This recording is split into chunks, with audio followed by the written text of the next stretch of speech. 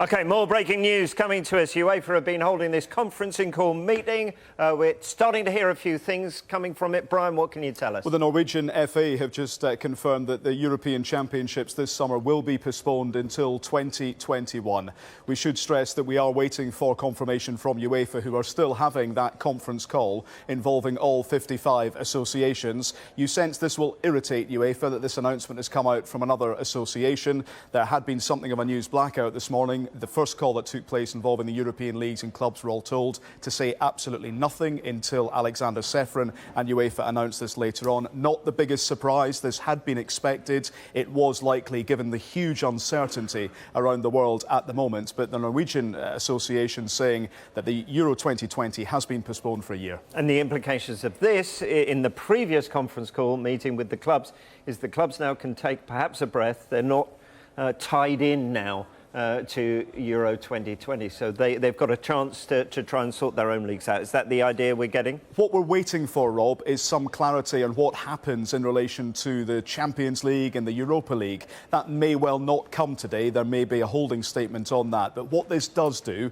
is it does give a degree of space for those domestic fixtures to take place at some point in June and July. Whether that happens, of course, remains to be seen in terms of the pandemic that we're in at the moment. The peaks, particularly around the coronavirus here in the UK, the semi-finals and the finals, of course, were due to take place at Wembley Stadium. So the fact that there is a postponement won't surprise anyone in the game. Of course, there are then the knock-on effects. How does this impact the calendar? Because ultimately, the game wants the competitions to finish.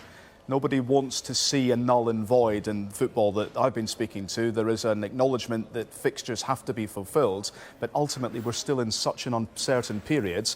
And the reason that Euro 2020 will have been postponed is because there could be no certainty on venues in what is still a very uncertain time. Yeah, and the knock-on effect as far as the football calendar, I would think the suspension of the Nations League, would that make sense then? And then just straight into World Cup qualifiers for Qatar. Is that the way you see it? The interesting point here, Rob, is what happens with the fixtures that were due to take place later this month, the European playoffs, involving Scotland, Northern Ireland and the Republic of Ireland. When do they get pushed back to?